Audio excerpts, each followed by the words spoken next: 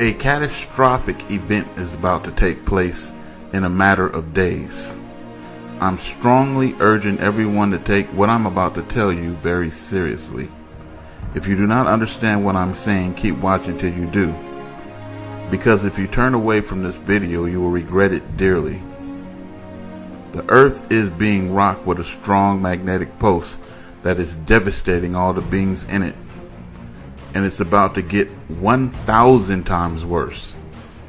Here's how this magnetic pulse is affecting us as we Since speak. electricity and magnetism are really just two forms of the same thing, a magnet can affect the electrical signals in your brain. Now this is your brain.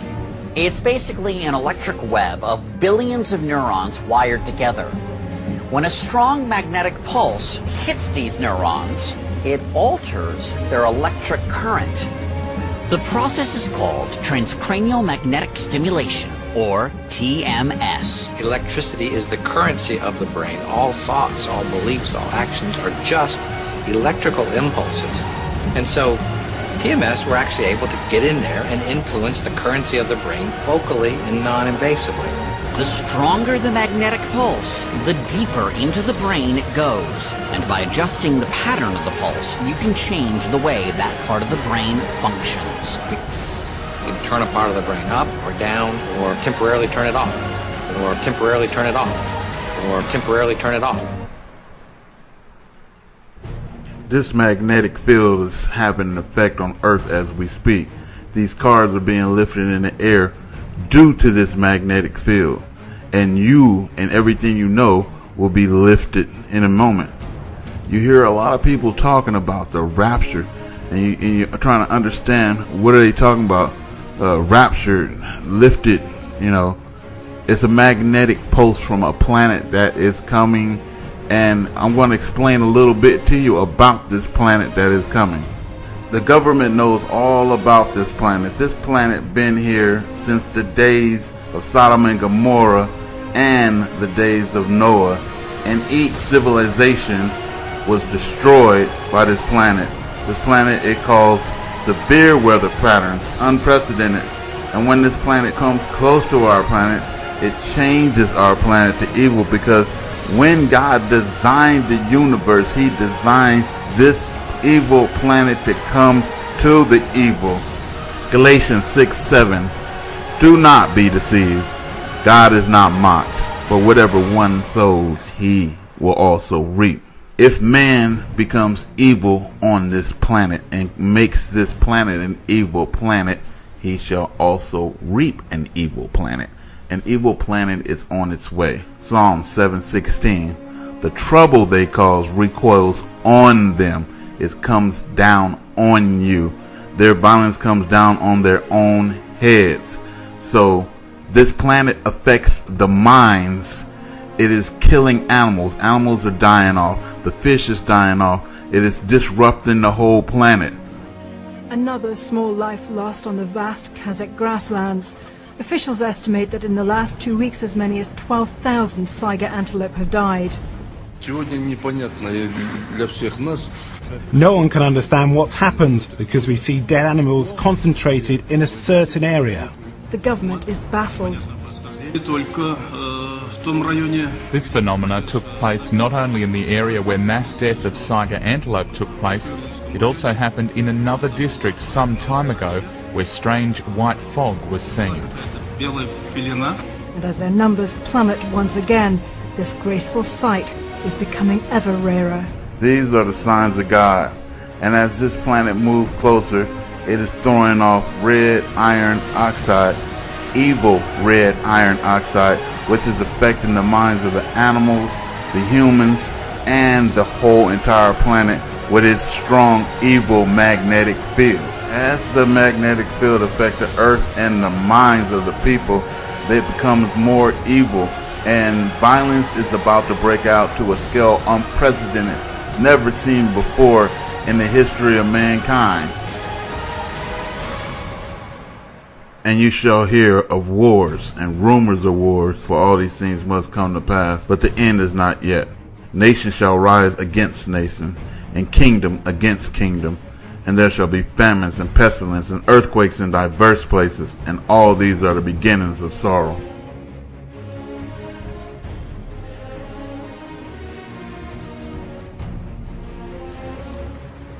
Coming at you live from Gilbert, Arizona, Southeast Phoenix.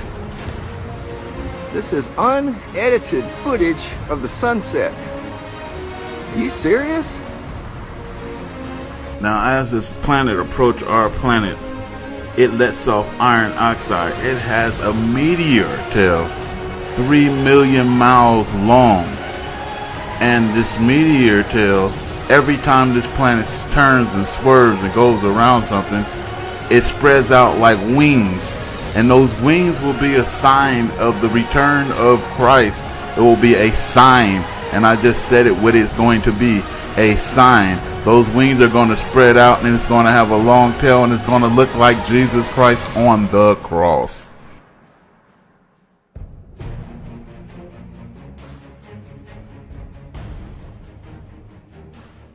This prophecy stated that if man did not turn from evil and place himself at the feet of God, the planet would self-destruct, and the events described in the book of Revelations would indeed come to pass. This is your final warning. If you did not hear anything that anyone has been telling you, at least hear this. Your doom is coming. The planet will be rising. The two magnetic fields is coming into each other, and they will pull on this earth in such a way that you have never seen ever in life. If you are not straight with God, you better get yourself straight. The end of this world is right here at hand. And it's going to be like in the days of Noah. It's going to be like in the days of Sodom and Gomorrah. You know, you have an ounce of time. Days. So I'll do a quick recap. The iron oxide from this evil planet is causing an effect on the minds of the people, and it's, as the planet gets closer, it's going to get worse and worse. The police, you think they're bad now, they're going to be 1,000% worse. It's going to wreak havoc. The World War III is going to start. It's going to affect the minds, this magnetic pulse, this field, you know, and it's going to affect animals and everything like never before. So you should be ready to go. And I'm not talking about world ready. I'm not talking about prepper ready. I'm talking about God ready. Because this planet is going to be destroyed. It's done. And you can be deceived by the beast at this time. The elections is going to go horrible. Everything is going to go bad. This is Venezuela right here. Everything is about to go bad. You know. And basically, people are getting worse and worse and worse and worse. And just think about people who are already on mental medications. You know, it is time to get yourself out of the city. It is time to flee to the mountains. It is time to set your teepee out in the wilderness. If you ain't understanding what I'm saying, then you will not. Turn off the video. Go to hell. If you do understand what I'm saying, please get yourself and your house in order. Get away from the city. This is Raptor News. Peace. Dependent military families, the husbands and wives of the men and women in the military, has begun conducting briefings for dependents. These would be the dependents that are stationed on near the East Coast, the Atlantic Ocean, near the West Coast, the Pacific Ocean, and near the Gulf Coast.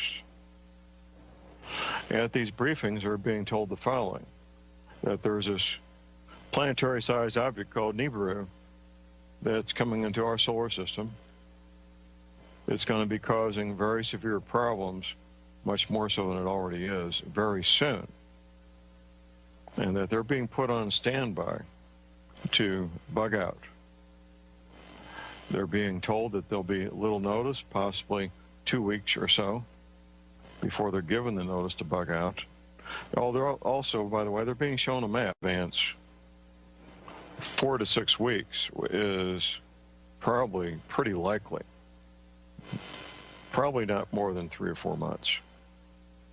So that's our belief. I hope we're wrong. I hope that this turns out to be incorrect information. If it is, well, that's great. If it's not, if it turns out to be correct, then you've got your heads up. So I asked the question this morning to all of you out there, to the several thousand of you listening to me on the morning of July 11th, 2012.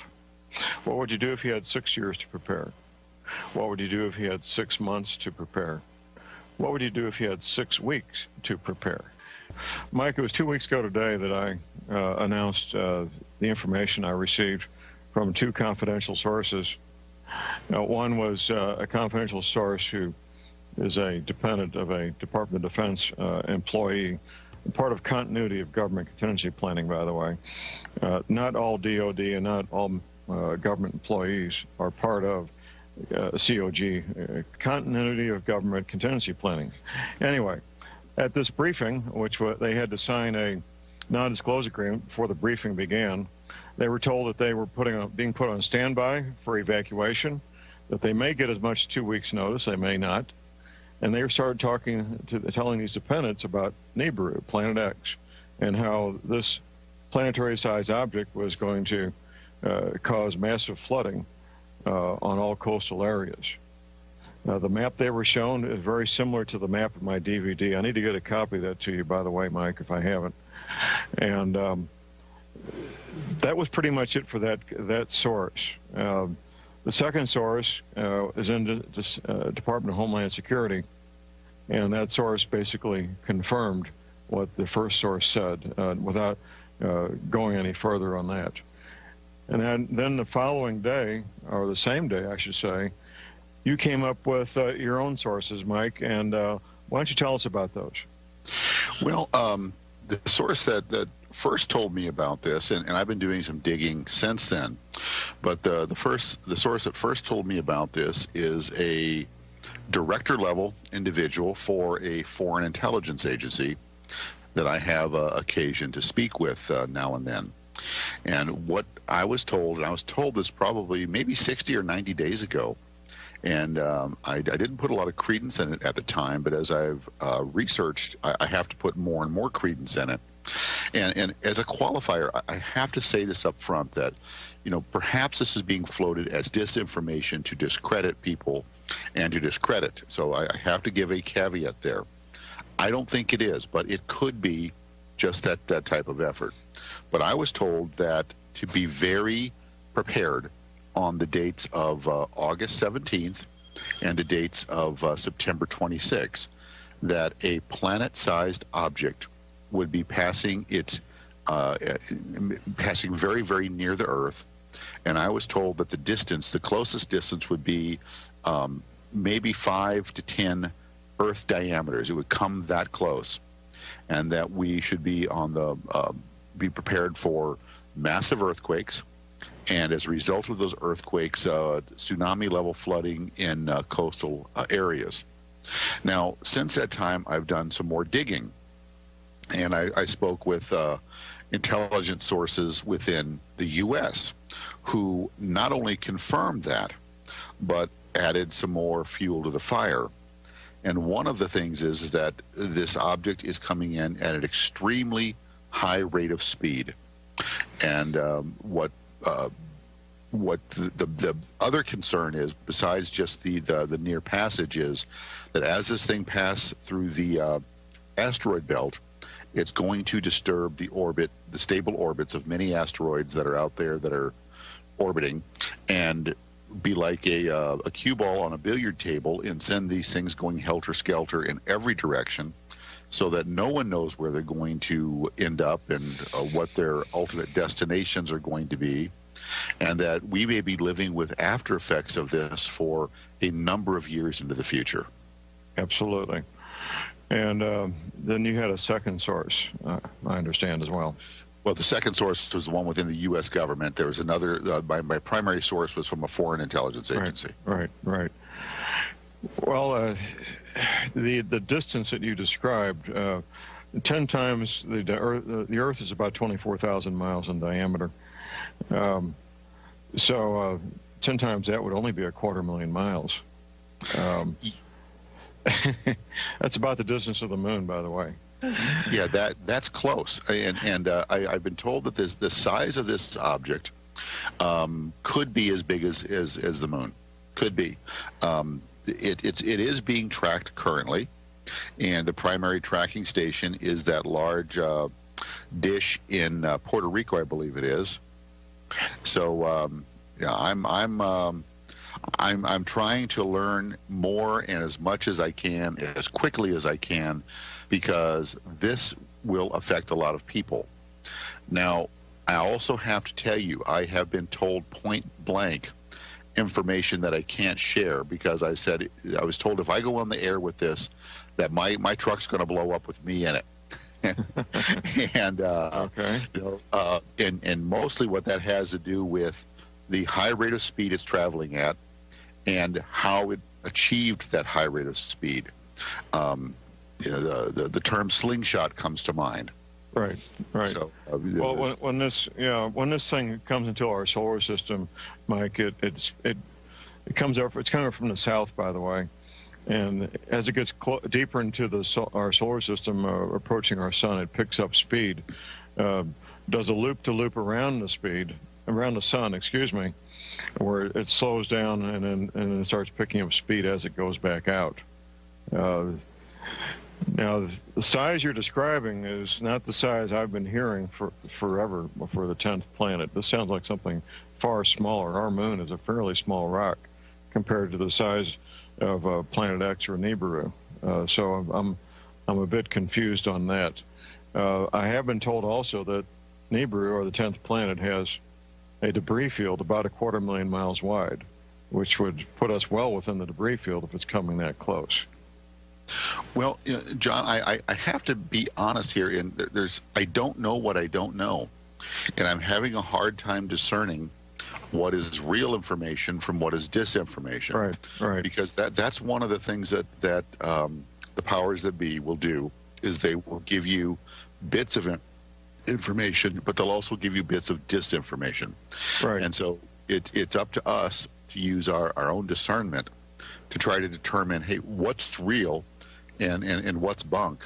And I'm struggling with this. I have to be very honest. Well, and I've described this live on the air. I know you typically don't listen to my show because you're trying to get ready for your own, Mike. But typically what I do with this is, first of all, I describe the quandary that I find myself in, and I think you find yourself in also. We come across information like this from reliable sources that don't know each other. If it's true and we don't report it, then we could be directly responsible for a lot of lives being lost.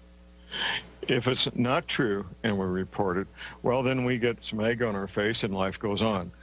What I'm doing, Mike, is encouraging people to look at these dates as a opportunity for a training opportunity for us to evaluate our prudent preparedness, develop a plan A, a plan B, maybe even a plan C, to be able to evacuate if we live on a coastal area and be able to have a safe haven to go to. The dates of August 17th and September 26th may or may not be the accurate dates on one hand. On the other, the scientists I work with, and I work with a number of scientists, they're all in agreement that, yes, this thing's coming. And when it does come, it's going to cause massive flooding on all coastal areas. As you probably know, Mike, I've debriefed about 24 Navy veterans who were at the classified briefings, telling them that during their lifetimes this coastal flooding would occur.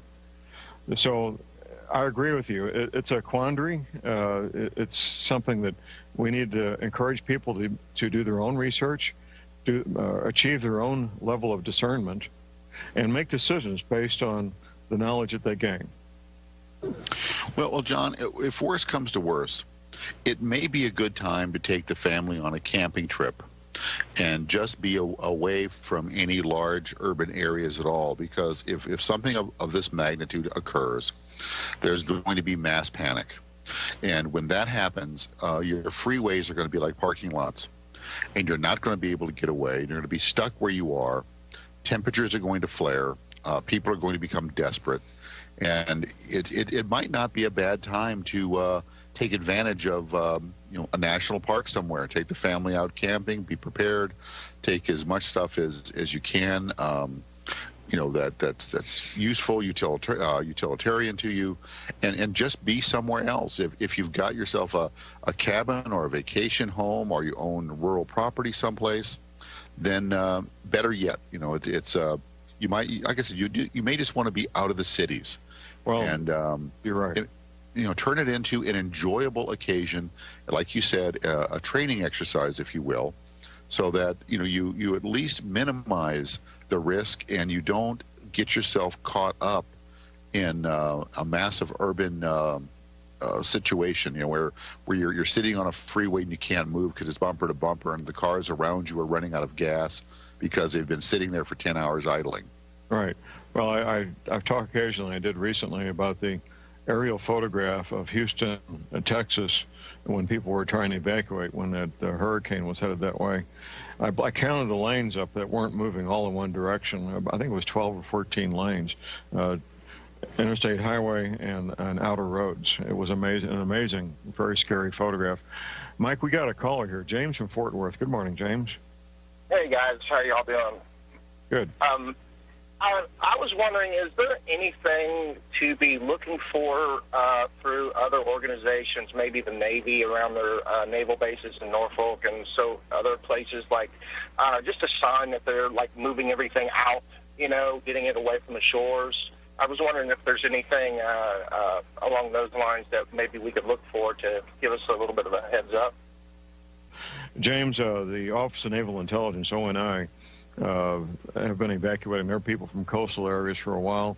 The CIA and National Security Agency began in 2005 to evacuate their people to Denver. So there's not much you're going to see, because all the people who are part of continuity of government, the majority of them anyway, have already left the coastal areas. Yeah, well, I've got a sister over there, and she's in North Carolina, and so I was just wanting to, because I've been watching. East or west? Is your sister east or west of the Blue Ridge Parkway? She's east, and the U.S. Navy, James, the U.S. Navy, not John Moore. The U.S. Navy says the East Coast will take damage up to the Blue Ridge Parkway, which is 100 miles from the ocean. Yeah. She's literally right on the beach. She's got beachfront. Oh, there you go. Yeah. So I wanted to get some information to her, because this subject piqued my interest years ago, and I've been really keeping up with it. And thanks to you, I've learned a whole lot. So okay. Thanks to both of you and Mike. Okay, James. Thank you, sir. All right. Bye-bye. Mike, we got another caller here. Dennis in Michigan. Good morning, Dennis. Good morning, John and Mike. I noticed I have a comment and another comment after that. I noticed that the dates between August 17th and September 26th is exactly 40 days and 40 nights. 40 nights. 40 nights. 40 nights.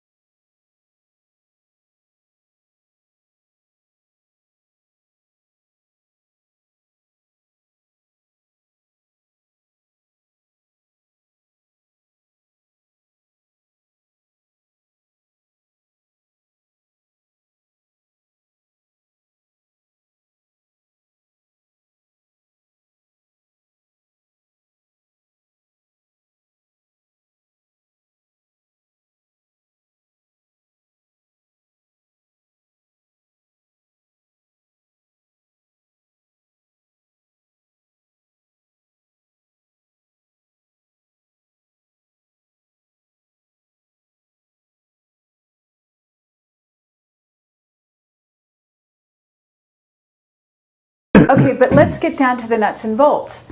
The stock market is crashing. You need to invest in gold and silver The if you want to stock stay market alive. was rotten to its core. Absolutely.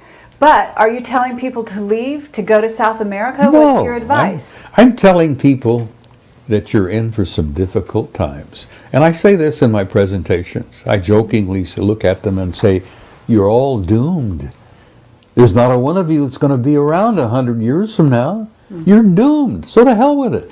Enjoy the ride. No, I tell people who are interested in listening for whatever it is I have to say, that you're in for some difficult times.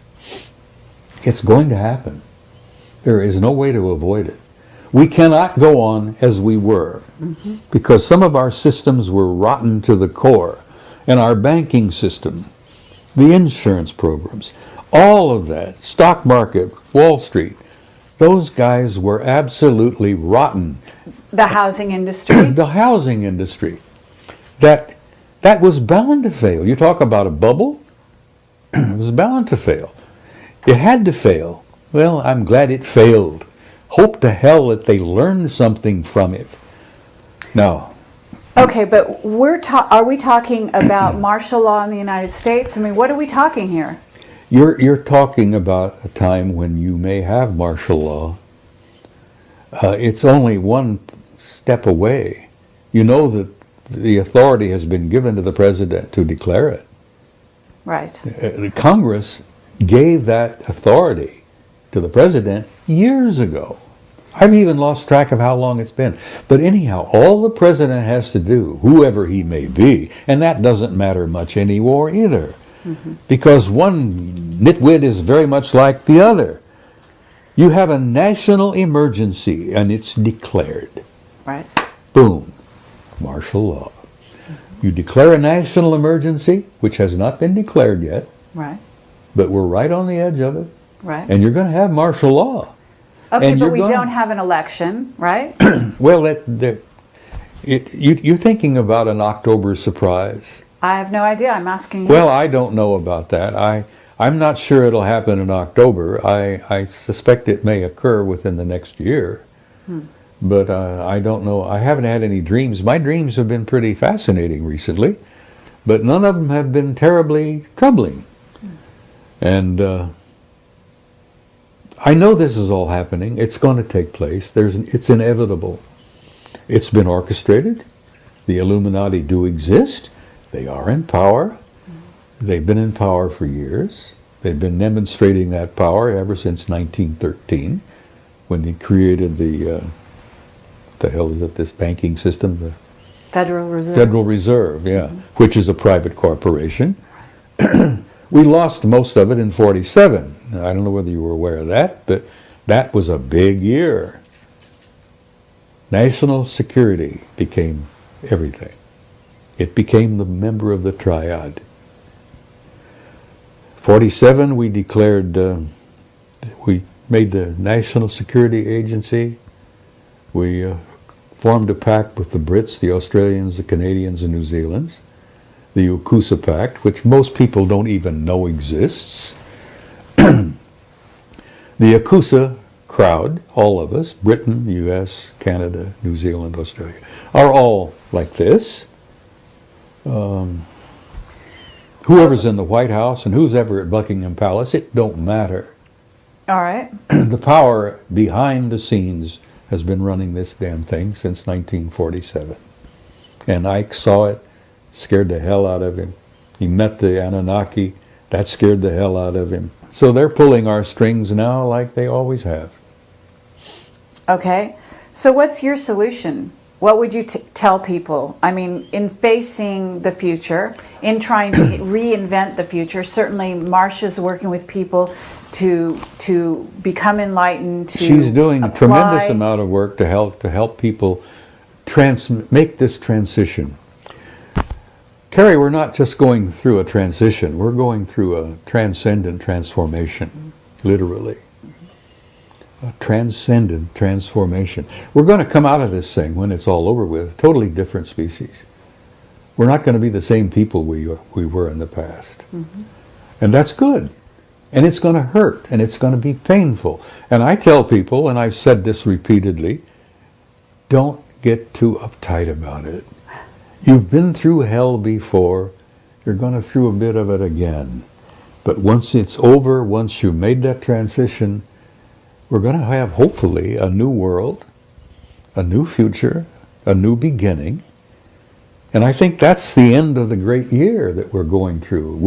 We're going through the end of a 26,000-year cycle. And I tell you, 2012 don't matter. Mm-hmm. First of all, Christ was born 7 years before. And this is a fact. And if you don't believe me, get Sir Lawrence Gardner, who's probably one of the best historians we've got working today. Lawrence Gardner's got the facts. Jesus was born in 7 BC on the 1st of March.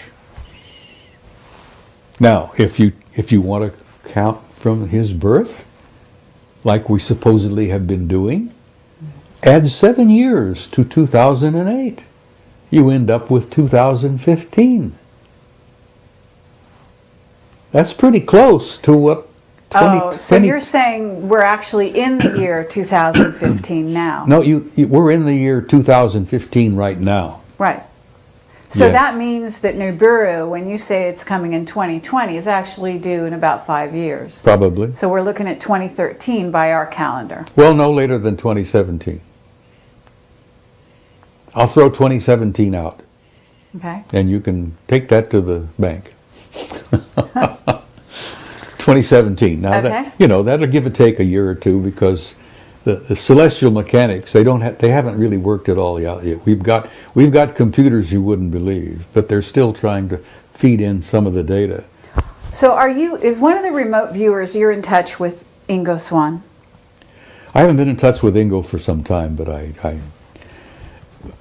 Carrie, I've been doing some remote viewing. Right. I've even had a couple of out-of-body experiences. Mm-hmm.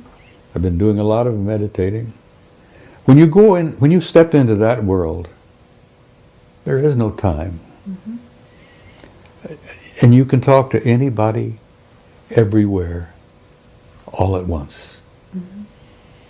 And now, that sounds silly to anyone who doesn't understand what I'm trying to say. Mm-hmm. When you step into that realm of timelessness, and you remote view, and you step out of your body, and you go into altered states, and you meditate, you're in a timeless, infinite reality that people communicate. You'd be shocked and amazed at the wealth of information that's out there just to tap into. The old ones used to talk about the Akashic record. Mm-hmm. It's real. It's real. And it isn't just about the past, because, Carrie, there is no past. Nor is there a future. There's only an eternal now. And a physicist sitting here in this room would say balderdash, because they wouldn't grasp for a minute what I'm trying to talk about. But old Ingo would. Yeah, absolutely. Well, I've been some of those places myself that you're talking about. I knew it, you see. And so I have to say you're absolutely right. And it's incredible pleasure for us to hear this from yourself. And I would like to, at this time, just open the floor and say, is there anything that we haven't covered here that you would like to talk about? And then, of course, we would also like to invite Bill to ask you some questions. We've danced around on a whole bunch of things for the last hour. I enjoy it. I enjoy chatting with you two guys. You're pleasant people. Mm-hmm. As I say, I'm an old codger, and you plug me in and turn me loose. There's no telling where I may end up. I've been around 79 years this trip. I've made a dozen or two previous trips, which amazingly I remember quite a bit about. When you start going into that timeless realm, you step into that infinite, which we're all part of. Memories of other lives come flooding into you sometimes. Mm-hmm. Oh God, the things I've seen, the things I've done, the places I've been, this life are kind of shocking. The things I've done, the places I've been, and the lives I've lived before are beyond belief. I'm not boasting. This is not a boast. Mm-hmm. But I'm an old soul. I've been around on this planet a long time. And I amazingly remember it. Some of the memories I would rather not remember because they're painful. Mm-hmm. Hell, I have memories of Sumer. I knew the Anunnaki back then. Worked with them. I was one of their products. I know them now. And I don't have any fear. And in bringing this to a close, I would like to say to whoever is watching, get rid of the fear. You have nothing to fear. You are an immortal, timeless being who has an infinite future in a glorious universe that's so filled with beauty and life that we on this little tiny planet couldn't begin to grasp. But I say to people, don't be afraid, for God's sake. Gather around you those you love. Spread that love around. And go into tomorrow with courage. Because you've been through a hell of a lot worse before. So be hopeful, love one another, and have courage. And that's really all I have to say. Well, thank you, Bob Dean. It's really an honor and a pleasure. Thank you, Carrie Cassidy. I enjoyed every minute of it. I'm 79 years old. What do you mean, hold that thought?